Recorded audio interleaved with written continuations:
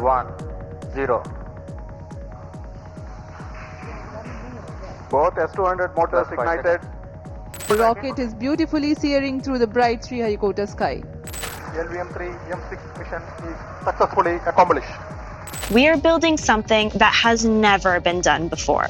A space-based cellular broadband network. ISRO ने recently US communication satellite Bluebird block 2 को Satish Dhawan space centre Sriharikota से अपने launch vehicle यानी रॉकेट LVM-3 से लॉन्च करके सक्सेसफुली अर्थ के लो ऑर्बिट में पहुंचा दिया है, जो इसरो के लिए एक माइलस्टोन से कम नहीं है, क्योंकि इसरो ने अपने ही धरती से अपने ही इंडिजिनस रॉकेट से अब तक का सबसे हेवीएस्ट सैटेलाइट लॉन्च किया है।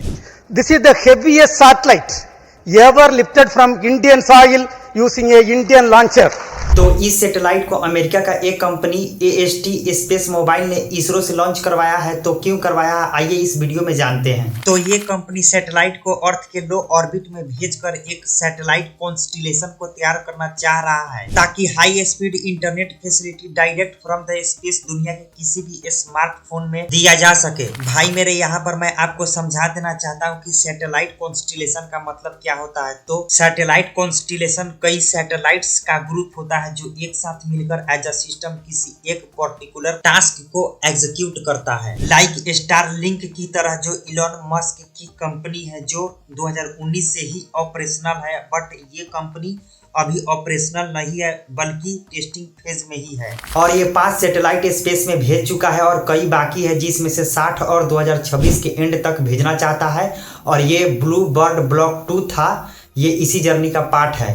और ये सैटेलाइट इस कॉन्टेक्स्ट में भी खास है क्योंकि किसी भी कंपनी का अर्थ के लोअर ऑर्बिट में अब तक का सबसे the heaviest commercial communication satellite बन गया है लॉन्च होने के बाद। इसलिए इसे कई ग्लोबल मीडिया हाउस के द्वारा इलॉन मस्क के कंपनी स्टारलिंक के कंपटीटर के रूप में देखा जा रहा है। और साथ ही साथ ये company globally normal telecommunication company के साथ पार्टनरशिप अग्रीमेंट साइन कर रहा है और कितनों के साथ कर चुका है अपने स्पेस आधारित इंटरनेट सर्विस को स्प्रेड करने के लिए world wide. For example, Vodafone Idea के साथ इंडिया में ये अग्रीमेंट रिसेंटली में साइन करा है। इसलिए वोडाफोन आइडिया के CEO अभिजीत किशोर ने सक्सेसफुली सैटेलाइट के लॉन्च पर कंपनी को कांग्रेचुलेट किया और कहा, we are excited to bring the VI-AST partnership to India. और वोडाफोन आइडिया ने इस कंपनी के साथ अग्रीमेंट इसलिए किया है